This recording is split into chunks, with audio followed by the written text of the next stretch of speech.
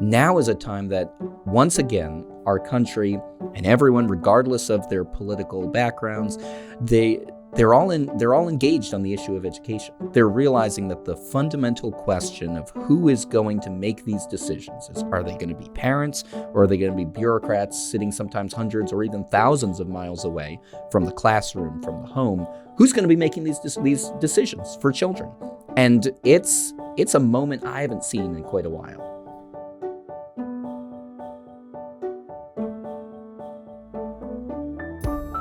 Welcome to Homeschool Talks, a podcast by HSLDA. This is a show about all things homeschooling, from practical tips to inspiring stories and everything in between. We're so glad you've joined us today, and we hope you enjoy the program. Well, greetings. I'm Jim Mason, Vice President at Homeschool Legal Defense Association. And with me today, I'm very excited to introduce, and for many of you, reintroduce, Will Estrada. Will has recently come on board as the first ever full-time president of Parentalrights Foundation and Parentalrights Organization. So welcome, Will. Jim, it is great to be here. I'm absolutely thrilled. So Will, before we get into your brief career as the president of Parental Rights, let's talk about you, because it is all about you after all today. What in the world have you been up to for the last 20 years? Well, that is a great question, Jim, and it's one that I ask myself very frequently. I guess I can back up to 2000, well, actually prior to 2004. So I'm a homeschool graduate. My mom and dad decided to homeschool us back in the 80s. We lived in upstate New York at the time. And if you kind of go back into the Wayback Machine into upstate New York in the 80s, homeschooling was not that popular. I remember even as a little kid, my parents telling us, now make sure you know how to read and write because your grandparents are probably going to quiz you. And they said, and we've joined Homeschool Legal Defense, so if anyone ever gives you a problem, just say Mike Farris is my lawyer and I'm not going to talk to you. Well, that was a little dramatic, but that never actually happened, and that's good. So we learned that you have parents, and you must have had siblings. How many kids in your family? I'm the oldest of 8 kids, Jim. The oldest of 8. Wow. And so you were homeschooled, and you seem to have turned out okay. Any residual after effects from being homeschooled all those years? I don't think so. I think I turned out fairly balanced and a fairly good individual. At least that's what I tell myself.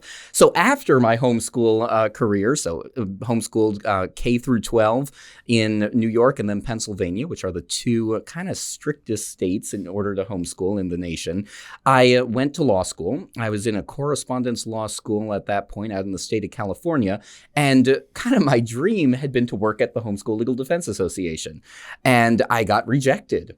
And then I said to myself, well, I guess I'll continue my law school career and we'll see where this goes. And then right in around October of 2003, I got an email from Scott Woodruff. I had known him from high school speech and debate. And he said, Will, we have an urgent opening as a legal assistant. And would you still be interested? And I said yes. In January of 2004, I came down here to Northern Virginia and started off as a legal assistant to Scott Woodruff, one of the senior counsels at Homeschool Legal Defense, answering questions from homeschool families across the nation and helping out Scott. So you have, I think you have actual kids yourself. Tell us about your family. When did you get married? I do. So I was a legal assistant for about 2.5 years. I met my now wife. She wasn't my wife at the time. She was a membership coordinator here at HSLDA. And so the inside joke at HSLDA is it doesn't stand for Homeschool Legal Defense Association. It stands for the Homeschool Love and Dating Association. So I met her. We got married. We have 2 beautiful kids, Dominic, who's age 9, and Merrick, who's age 4. And surprise, surprise, we prayed about it. We live in Loudoun County, Virginia, which for quite a while, maybe not so recently, but for quite a while has been known to have some of the best public schools in the nation. And we considered whether public school, private school, or homeschooling would be best for our children. My wife said, well, let's try homeschooling. We'll see how it goes. Then if it doesn't work out, just kindergarten, then we can enroll him in the local public school. We found, Jim, that we loved it so much. It was good for Dominic. It was good for us. And then the pandemic hit. And then everyone's homeschooling. And so we haven't looked back. Wow. So what's your favorite homeschool dad story now that you've been doing it a while? Oh my goodness, that is a great question. I guess it'll be one from just a few weeks ago. So Dominic he's our 9-year-old, and he loves math. He really does not like reading or writing, and so he'll always beg to do math, which I was the reverse as a kid. That's kind of strange. I was the reverse. I loved reading. This is like a real child. He's like, that doesn't sound right to me at all. He loves math. He loves the STEM issues, and he loves his Legos. So recently he said, well, I'm doing Legos. I'm making a spaceship. I think that should be school. And I said, no, we really have to read your books, and you need to read to me, and we need to get into this. And so we had a moment of tension, but then he said, all right, I'll read some pages, and then I'll go back to Legos. And I said, well, we'll see about that. So you're one of those homeschool dads, are you? So Legos are like real learning. We have almost separate rooms in our house for Legos. So Will, after you were a legal assistant for a while, you moved on within HSLDA and gained some relevant experience to what you're doing now. And then you moved outside of HSLDA, where you also gained some really exciting experience. So walk us through those steps. Sure. So in 2006, a lot happened. I finished law school, I got married, and I was hired on by Homeschool Legal Defense as the director of federal relations, which is the nice way of saying I was a lobbyist. So I'm there in D.C. meeting with our elected officials at the federal level, the administration, the senators, the representatives, the administrative state, also known as bureaucrats. And I did it on behalf of Homeschool Legal Defense, which means I did it on behalf of each and every homeschool parent in the nation. And it was incredibly rewarding, Jim. We amended the National Defense Authorization Act several times to ensure that patriotic young men and women who want to serve in the U.S. Armed Forces were not discriminated against because they were homeschool graduates. That actually was a thing that was happening, where homeschoolers were being turned away or told they had to take a GED, and they have a homeschool-issued high school diploma, which would kind of put them at the bottom tier of careers in the U.S. military. So we got that resolved. We worked with service academies. We worked to ensure that homeschoolers had an equal shot with public and private school graduates for federal student aid. One of the big battles we had was in 2012 against the UN Convention on the Rights of Persons with Disabilities, which sounds like something that would be great, but it actually would have been a step back for freedom for families in our country, particularly those who are raising or educating a child with special needs. So it hit close to home for my wife and I. It was something that was a great victory. When we went into that, there were very few people opposing it. There were very few senators, even those who were homeschool friendly, who thought we even had a shot at defeating it. But because of hundreds of thousands of families, not even just homeschoolers, making phone calls to the U.S. senators, the treaty was defeated. It was not ratified by the United States. Our country kind of has the gold standard of protecting people with disabilities, the American with Disabilities Act, IDEA with special education. And so it was exciting to be able to serve the homeschool community at HSLDA. And I thought that would kind of be the extent of my career. I was very satisfied. It's a fantastic place to work. But then in 2018, I got asked to come on first as a contractor, and then an opening came up as a career federal employee, again, also known as a bureaucrat, in the federal government. And so I left Homeschool Legal Defense. I went to serve in the Office for Civil Rights at the U.S. Department of Health and Human Services, enforcing federal laws that prohibit discrimination on the basis of age, race, sex, national origin, disability, and conscience and religious freedom. So it was incredibly exciting. At the time I was at the Office for Civil Rights at the U.S. Department of Health and Human Services, HHS OCR did several enforcement actions to ensure that state child welfare agencies were not discriminating against parents, particularly parents who either have a disability or are raising a child with a disability.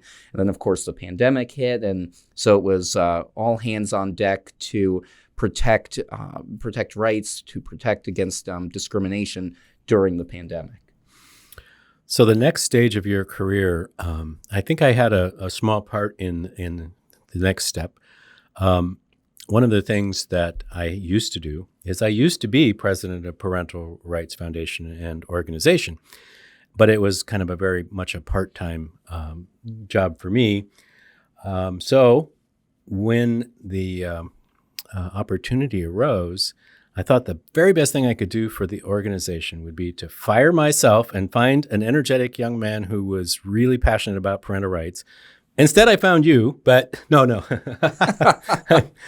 The first thought that came to mind was Will Estrada, and I was curious whether you'd be interested in leaving the bureaucracy and coming back to the cause of freedom. So we had lunch just about a month ago, I think, to talk about the possibilities. And just a week and a half ago, right? You came on board as the first full-time ever president of Parental Rights. We're really delighted that you made that decision.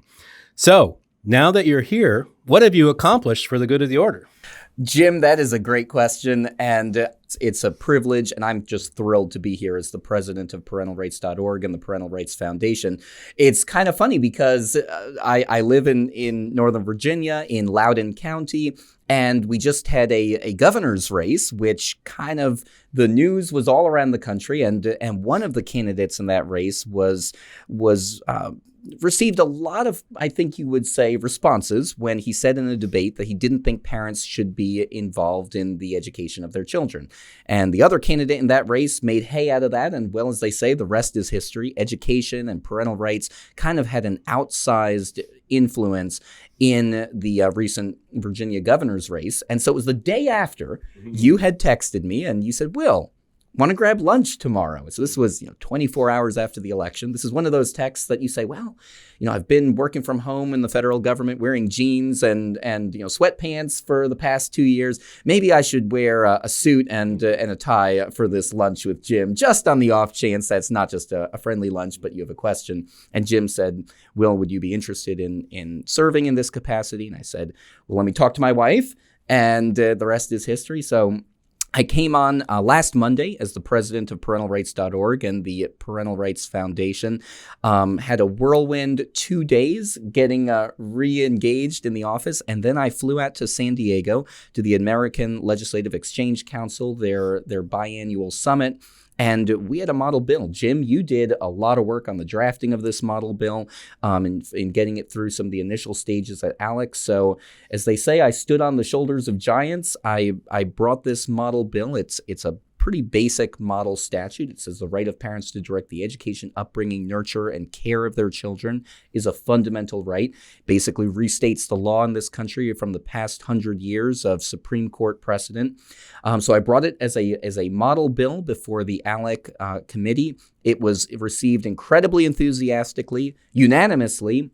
It was approved, and it's now going as a model bill from ALEC to state legislatures across the state. We're working with our team, with Michael Ramey and our other staff right now, to work with our volunteers, to work with friendly state legislators, and it's coming soon to a state near you in this 2022 legislative session. I think 2022, Jim, is going to be the year of the parent. So the way this came about, as Will was explaining, the day after the election here in Virginia, and I also live in Virginia, and our office is here in Virginia, I was out for my lunchtime walk, and I was thinking, man, this is big stuff. The parental rights is really in the news, and lots of people are paying a good amount of attention to it. And it would be really great if the Parental Rights Organization could devote more energy and attention to it than I can, wearing more than one hat. And as I was walking, I literally a light bulb. I had a light bulb moment. And I stopped and I walk out in the street. So I stop in the street in the neighborhood next to our office and pull out my phone. And I'm standing out in the middle of the street texting Will Estrada saying, hey, let's get together for lunch. Not thinking that there was really a high likelihood, but I think when we spoke the next day at lunch, you were genuinely excited about this opportunity, which makes it all the more delightful to have you finally here. So let's talk about that American Legislative Exchange Council. Just exactly what is that thing? Jim, ALEC has been around for quite a while, and it brings together policymakers, advocates of various issues, and state legislators in a nonpartisan, non-political, well, maybe you can't say non-political because everything is political to some regard, but a nonpartisan environment to discuss and draft model statutes, and then to introduce advocates with state legislators. And so as I was there in San Diego, and actually Dan Beasley, one of the HSLDA staff attorneys, was there as well, and he had a model bill that he introduced, which also passed, not unanimously, but also passed. But we were there, and it was an incredible time to interact with advocates in education issues from across the country in the nonprofit world, and then also various state legislators. I'm talking with the majority whip from the state of New Hampshire. I'm talking with state legislators from across the state. And the interesting thing, Jim, is really we are seeing nationwide parental rights, particularly in the area of education, become a giant issue. And remember, education has always been something that is discussed. When a lot of people forget when George W. Bush ran for president in 2000, so 21 years ago, he ran as an education president. And you all remember a few months after he got elected, him standing there in the Rose Garden, and Ted Kennedy was there, and George Miller was there, and John Boehner, who was then the chairman of the Education and Workforce Committee, was there. Of course, No Child Left Behind has a not really a stellar history, but at the time, everyone was saying education is an important issue, and then other issues came up and it kind of got forgotten. But I really think now is a moment, and I saw this at ALEC with the different speakers, the different issues that came up. Now is a time that, once again, our country and everyone, regardless of their political backgrounds, they're all engaged on the issue of education. They're realizing that the fundamental question of who is going to make these decisions is, are they going to be parents, or are they going to be bureaucrats sitting sometimes hundreds or even thousands of miles away from the classroom, from the home? Who's going to be making these decisions for children? And it's a moment I haven't seen in quite a while. Yeah, what role do you think the pandemic and the loss of in-person learning had to do with this kind of transition in the way people are thinking about things? Well, everyone has a different position on that. I've read numerous different articles. I think Randy Weingarten, who is the president of the Teachers Union, has one thought about the pandemic. I have a different thought, but I think everyone can agree that when the classrooms were closed because of the pandemic, when children were back home with their parents, which historically is how it's been in history, not just in the United States, but in history for the majority of history, two things happened. First, every parent realized that they do have some role in their children's upbringing and education. Now, many parents are going to choose public education, and that's their right. That's, they've got to make that decision of what's best for children. But everyone suddenly realized, I guess I do have some involvement, even if it's just helping them get the computer on and helping them with their tech issues, or if it's reading them a storybook. That is part of your children's education and upbringing. And then I think a lot of other parents, Jim, as they're there in the living room, as they are listening in to what's going on, all of a sudden the curtain was pulled back of what goes on in the brick and mortar public schools. And for many parents, they were concerned about it. Maybe it wasn't necessarily because of what was being taught, but how it was being taught. Maybe it was because they're overhearing concerning things from a moral or a religious or a sociological issue. But all of a sudden they said, wait a minute, this is not what we think of when we think of education, what we think of sending our children off to school. And so all of a sudden, a huge silent majority of parents said, we need to be more involved in our children's education. And then they faced pushback. And that's the ironic issue. I mean, the best teachers, public school teachers. My dad was a public school teacher, a special ed teacher in the state of New York for 37 years. Every public school and private school teacher will tell you they want the parents to be involved. It's sometimes, though, it's the administration and the bureaucrats that don't want that to happen.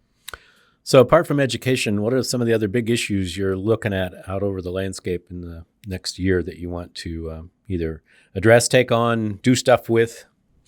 So at Parentalrights.org and the Parental Rights Foundation, it all comes back to our mission and vision statement, which is protecting children by empowering parents. There's a huge amount we do on education, but there is also a huge amount that we do when it comes to our nation's child welfare laws. And what we've seen more and more is that many of these laws, particularly in their application, they're actually harming the exact people they were passed to protect, which is children. At Homeschool Legal Defense, when I was a staff attorney, and Jim, you have litigated so many of these cases, but when I was a staff attorney, we would have numerous instances of where you see innocent families being torn apart because maybe a vengeful neighbor or a grumpy family member decides to file an anonymous report of abuse or neglect, and suddenly these families' lives are turned upside down. And behind it all is a threat that if they don't do what the social worker says, if they don't jump through these hoops, they could face the loss of their children. And so we are heavily involved in the issue of reforming some of our nation's child welfare laws and the application of how they are enforced. We have some model statutes. Again, we went through ALEC. One is to reform the reporting of child abuse and neglect by changing it from anonymous reporting to confidential reporting. And again, it's all about making sure that children are protected. If you or I, Jim, or really anyone who's listening here today, if we were to see a child being abused, there would be no hesitation. We would call law enforcement. We would call social workers. And if we had to give the social workers answering the phone call our name, we would think nothing of it because we are so passionate that the most vulnerable among us must be protected. But because of the laws that we have in our nation that allow anonymous reporting, oftentimes it unfortunately becomes a rare area for bad actors to harm people because they're mad at someone for some issue. And so that's what we're trying to do by having confidential reporting. You give your name, address to the law enforcement or social worker who answers the phone, but that would then not be shared with the accused parent, but it would be a backstop in case the social worker does an investigation, they find this is completely unsubstantiated. It can kind of be a check and a balance to make sure that there's not false reporting.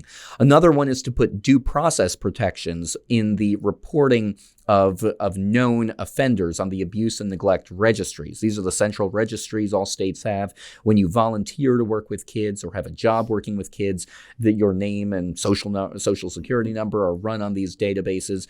But oftentimes there's no due process. And in our country, in our constitutional system, due process, basically that you are innocent, you're presumed innocent until found guilty, is a central cornerstone of our legal system and frankly of our country. And so we're trying to put that there be an adjudicatory hearing, that there be due process protections before parents or caregivers are placed on central registries. Yeah, that's an interesting topic. So I actually worked on that one, getting it through ALEC and with some other allies. We work with groups, we have worked with groups in the past that are from across the ideological spectrum, but have a lot of agreement in this area. One of the problems that these child abuse central registries have is that the local office, they may not take you to court, but they conclude their investigation and the local office decides that there was enough there that they put you on the central registry, and then you have to hire a lawyer and appeal to get taken off of that central registry. And I've worked on dozens of cases we almost never lose once you appeal. So that kind of prompted us to think that wouldn't it be better, instead of allowing the local investigator and the supervisor to put you on the central registry, and then you have to fight to get taken off, what if we did it the other way? What if they want to put you on the registry, and before they give you a notice and opportunity to be heard before you're put on the central registry? That would do two things. It would discourage, right now the incentive is, well, let's don't risk it. Let's put them on. And if they don't like it, they can fight to get us off.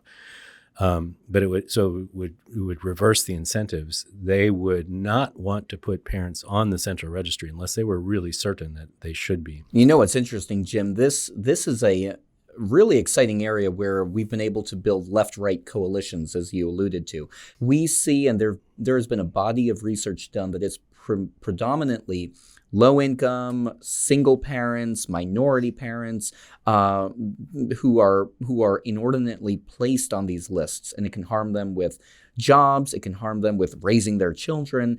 And so this is something that it's another reason of why it's so important to reform these laws. And it's been exciting to see some groups that you might not think would be jumping in and working with Homeschool Legal Defense Association and Parentalrights.org, but they are incredibly eager to do it.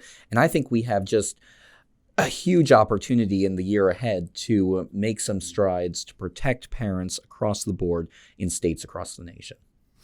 Any other areas you'd like to fix real quick? Like you got a month, a year. What are you going to fix in a year? Jim, this is only my second week on the job. I expect big things from you, and so far as I can tell, you haven't hardly done anything yet. We have a lot of litigation as well. And Jim, you are, again, it's standing on the shoulders of giants. Jim has led our litigation efforts at parentalrights.org and the Parental Rights Foundation. There's a case in federal court in the District of Columbia regarding whether 11-year-olds can consent to the whole slate of K through 12 immunizations, or whether parents should be involved in that. So Jim has done some of the initial work on that litigation, and I'll be taking it over, working with Jim and with the other attorneys on the case. And then also there's a case in state court here again in Virginia. And again, the question here is whether parents should have the right, when they're hiring particularly a full-time caregiver for their children, whether they should have the right to be able to say, we'd like someone from our faith to be the caregiver. You know, if you're a Muslim, or if you're a Jewish, or if you're a Christian family, should you have, or any other faith or no faith at all, should you have the freedom to be able to say in that job description, we want someone from our faith? And currently, Virginia law makes that illegal. It's a very recent law, but that's a case that's in state court, and probably also I'll be taking that one over, and stay tuned for updates from the courthouse steps. You know, the thing that really irritated me about that Virginia statute that just went into effect in July, and it says that domestic employees, you know, if you're trying to hire a domestic worker, you may not either advertise or take into account their religion. And it by name, it says babysitter. It includes babysitter. And so, you know, with some exceptions, if you have, you can hire a family member as a babysitter, and you can make sure they share your religion. But what really bothered me was it includes valets and butlers. And so I can't hire a valet that shares my religious faith. I mean, that really frosts me, man. And you know, it's our country has laws. You know, the Civil Rights Act of 1964, for example, other laws that protect against discrimination on the basis of religion. But Jim, this is something. These are people coming into your home. These are people you're working with, and who are going to be working with your children day in, day out.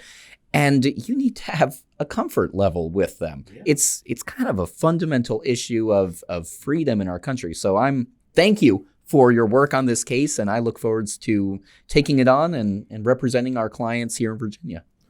Well, that's interesting, but you didn't really respond to my personal concern that I can't hire a valet that shares my religious faith. Jim, do you even want to hire a valet? Well, when I take on... I watched Downton Abbey. Yeah, that's right. When Lord Grantham needs to be able to hire a valet that he approves of, right? Well, that's true. I mean, who would... So I say that in jest, but it's true. It's actually in the statute. Now, who in the world would write a statute that says you cannot hire a domestic worker, including a butler and a valet, and a babysitter and a gardener, and a whole long list of people that might work around your home, inside your home, with your family? Who would come up with a statute like that in 2021 United States of of America that would include you can't hire a valet? I think some bureaucrat here in the Commonwealth of Virginia has been watching too much Downton Abbey. It's just a ridiculous, and I say that because it's so frustrating of the state overreach in areas that it has no business intruding into. And so we got involved in the case because, our client has a child who needs morning care to get to school and then afternoon care after school on a regular basis. And the family just wants to make sure, and they've been advertising for years, we're looking for a caregiver that shares our Christian faith to care for our daughter several hours a day. And they want that person to be able to help raise the child in the family's religion. So who would think that's a bad thing? Why would they outlaw that? Jim, it's funny in some regards, but it's actually sad, as you said, that we have come to a place in our country where these issues are being decided by legislators and bureaucrats far removed from parents and children. And that's why the work of Parentalrights.org and the Parental Rights Foundation and Homeschool Legal Defense Association are so critical. And Jim, why I'm so grateful for our supporters across the nation, those who are listening to the podcast, those who are involved in our organizations, because it really comes down to the fundamental question: who loves the children more, who cares for the children more, and who will do the best job raising the children.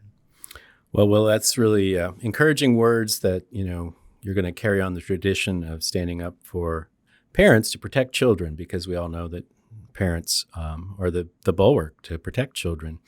So what other words of wisdom or insights would you like to share with our listeners now?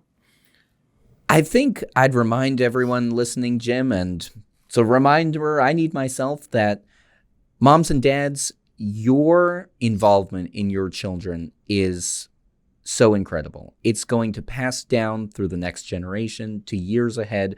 None of us knows really the impact that our children will have on their community, their state, their nation, and the world itself in the years ahead. And so I sometimes you forget, but it's always such a deeply humbling honor to remember that God has entrusted these two children I have, Dominic and Merrick, to my wife and I. For our listeners who are parents or who want to be parents, it's that same sort of thing, that you have an incredible opportunity. So, Will, if people want to find out more about you or your organizations, or want to reach out and get in touch with you, how can they do that? You can visit Parentalrights.org and Parentalrightsfoundation.org. Those are our web pages. We're on Facebook. We're on social media. So give us a like, visit our webpage, sign up for the emails, and you'll be able to get all the information you need. And we'll put those links in the show notes after this. So, Will, again, it's been a pleasure knowing you for a long time and watching you advance in your career and take on this awesome new responsibility. I have nothing but high hopes for what you're going to accomplish in your tenure here. And I'm glad that you chose to leave the federal government to come back to the good fight. So, it's a privilege, Jim. Thank you for the leadership that you have provided to Parentalrights.org and the Parental Rights Foundation and to Homeschool Legal Defense over the years. You've left Parentalrights.org and the Parental Rights Foundation in great shape, and I'm excited to be a part. Well, thanks, Will. And if you've enjoyed this episode, please share with your friends that we do these homeschool talks. Be sure to like or follow this channel on your platform of choice. And especially as we're facing a crucial year for parental rights. For those listening, feel free to share this episode with others and check out Parental Rights website in the show notes. I'm Jim Mason, Vice President of Homeschool Legal Defense, and I'll see you next time. Every week, we hear from hundreds of homeschool families, many of whom are facing hostility from school officials or discrimination from colleges and employers. We've helped single parents facing criminal charges for homeschooling their children. We've helped families traumatized by wrongful CPS investigations. And we've even helped a grandmother harassed by the state for homeschooling her granddaughter. By donating to HSLDA, you can help make homeschooling possible for families like these and enable our work to preserve freedom for future generations. Give today at hslda.org/donate. That's hslda.org/donate. Thanks for listening to this episode of Homeschool Talks. If you enjoyed this conversation, leave a review to let us know what you think. To hear more conversations like this one, be sure to subscribe to this podcast or head on over to hslda.org/podcast for more inspiring stories and awesome ideas about homeschooling. That's all for today. We hope you enjoyed the program, and we'll see you next time.